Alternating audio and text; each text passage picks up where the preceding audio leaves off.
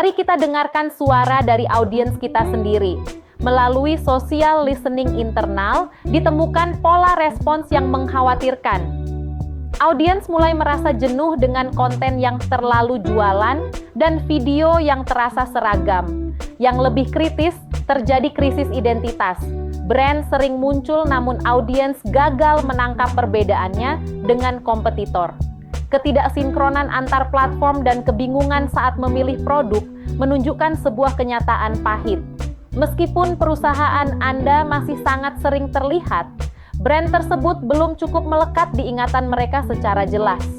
Ini adalah sinyal kuat bahwa kuantitas distribusi telah mengalahkan kualitas koneksi emosional.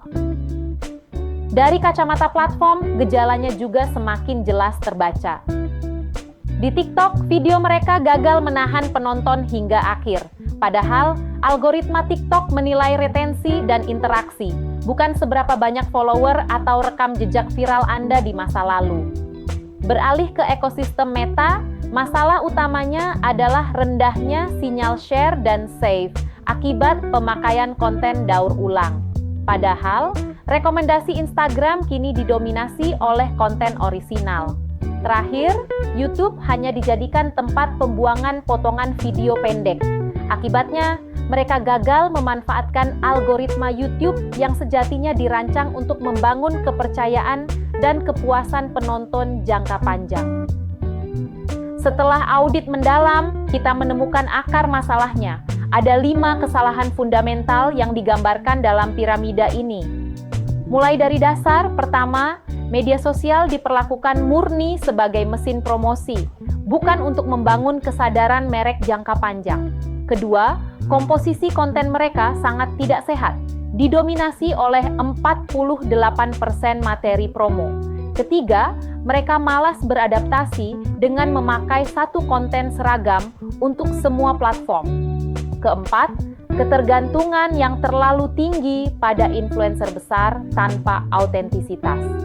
Dan di puncak piramida, masalah kelima adalah pengambilan keputusan konten yang sama sekali tidak dilandasi oleh data perilaku audiens yang nyata. Mari kita bedah 2 masalah pertama. Perusahaan X terjebak dalam pola pikir jangka pendek dengan menjadikan media sosial sekadar katalog diskon dan saluran jualan langsung.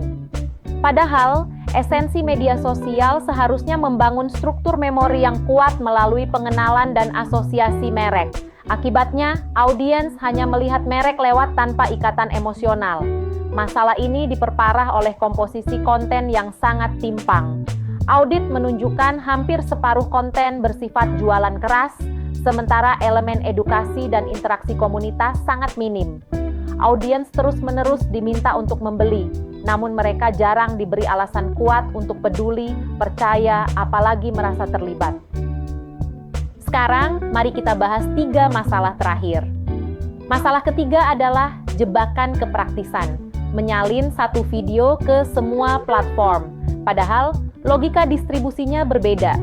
TikTok menuntut hook dan retensi, Instagram memprioritaskan orisinalitas, sementara YouTube mencari kedalaman.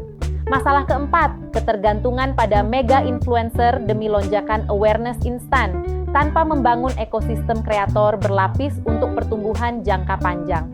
Terakhir, masalah kelima, keputusan yang tidak berbasis data perilaku.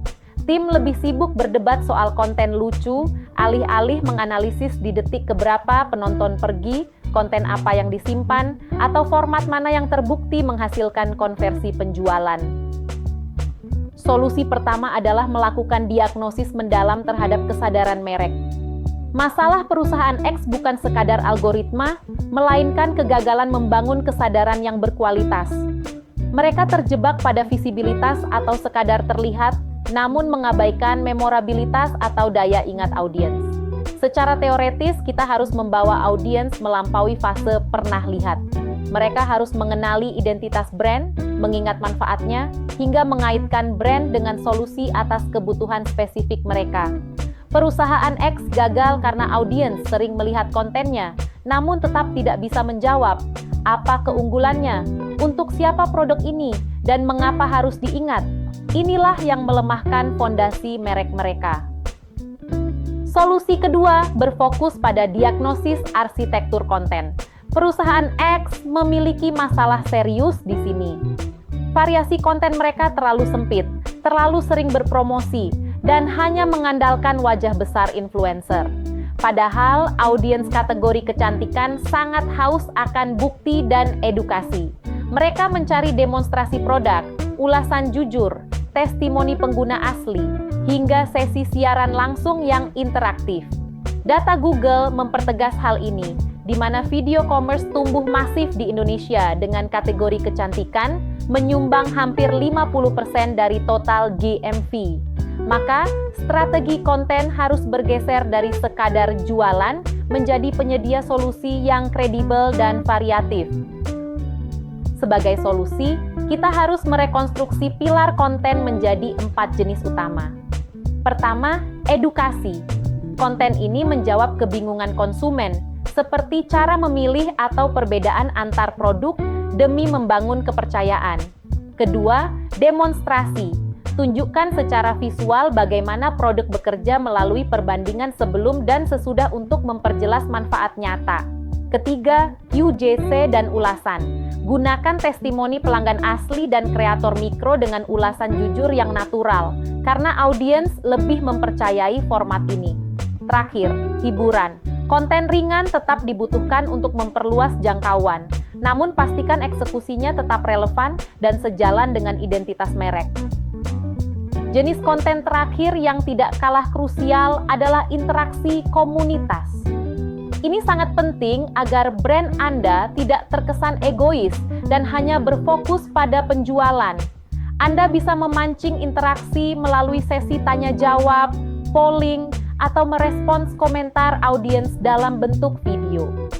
Setelah memetakan kelima jenis konten ini, ada satu prinsip mendasar yang harus dipegang erat oleh manajemen.